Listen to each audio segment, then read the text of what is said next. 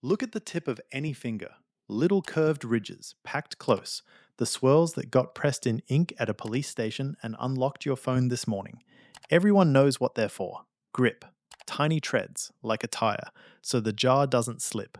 It's the answer in the children's book, the answer on the museum placard, the answer you'd give without hesitating. It's wrong, and nobody caught it for 100 years because a guess that sounds obvious never gets tested. It just gets copied from one textbook into the next, like a rumor that becomes a fact if it wears a lab coat long enough. So in 2009, two men in Manchester finally put a real fingertip in a machine and measured it.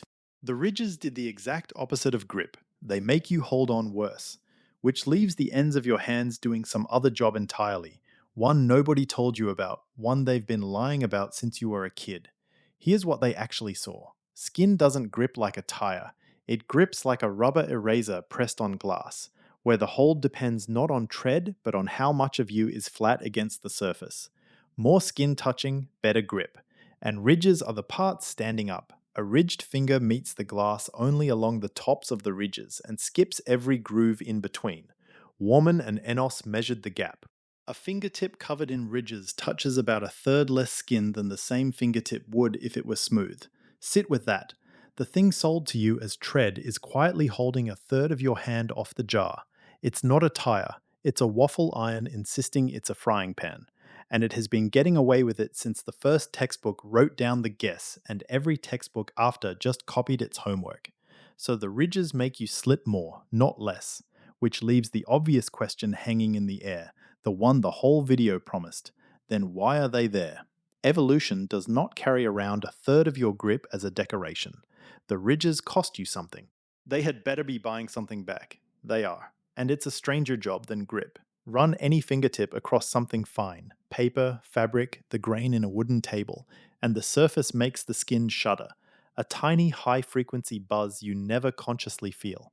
That same year, a Paris team led by Julien Scheibert built a rubber fingertip with fake ridges at human scale to watch that buzz directly.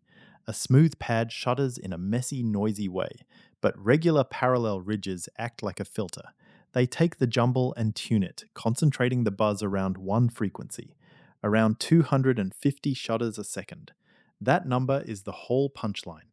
Because sitting a couple of millimeters down in your fingertip is a sensor called the Pacinian corpuscle, a tiny onion of nerve tissue whose entire job is to feel vibration. And the frequency it is most exquisitely tuned to, the one it hears clearest of all, is about 250 Hz. The ridges are an antenna, broadcasting to a receiver on the one channel it listens to best. Your fingertip is not a tyre, and it is not a glove. It is a record player.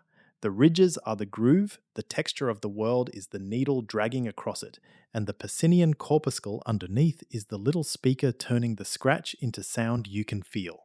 That is why you can tell silk from satin with your eyes shut, and why running a finger over sandpaper feels like something and not just pressure. You are not holding the world, you are playing it, which raises a nervous thought. If these ridges are doing something that useful, antenna, groove, fine touch superpower, then losing them should be a catastrophe.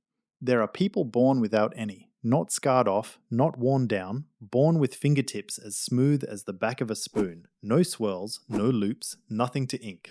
The condition is called dermatoglyphia, and in 2011, Eli Sprecker's group traced it in a Swiss family to a single misspelled gene, a splice error in a skin-specific stretch of SMRCADE1, passed down 4 generations, smoothing every fingertip it landed on. And here is the part that undoes the whole assumption. These people are completely, boringly fine. They button shirts, they read Braille if they learn it, they feel their kids' hair. The one antenna missing off their hands does not ruin their sense of touch in any way they'd notice at a dinner party. The genuine problem in their lives is not the world, it's the paperwork.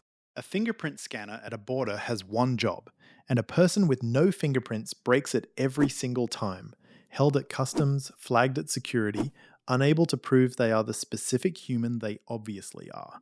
The doctors who study them gave the condition a second unofficial name, and it is the most bureaucratic name a disease has ever been handed: immigration delay disease. The whole planet built a lock around a pattern that a handful of people were simply born without a key to, and the pattern turned out to be optional, which brings us to the pattern itself and the thing everybody believes about it. Every fingerprint is unique. No two alike, not even twins, one in several billion. The bedrock a century of forensics is poured on. The reason the smudge you leave on a doorknob can put a man in prison for the rest of his life. Here is the uncomfortable part. Nobody ever proved it. There has never been a study that took a real crack at establishing that every human fingerprint is genuinely one of a kind. The 2009 National Academy of Sciences report on forensics said so flatly. No one has done the large population work to show these marks are actually unique. It was accepted by courts the way you accept that the sun will come up. So obvious nobody demanded the receipts, and then it hardened into law without ever passing through proof. The most trusted identification on Earth, the thing that decides who is and isn't a murderer, rests on an assumption wearing the costume of a measurement. And it gets worse for the assumption.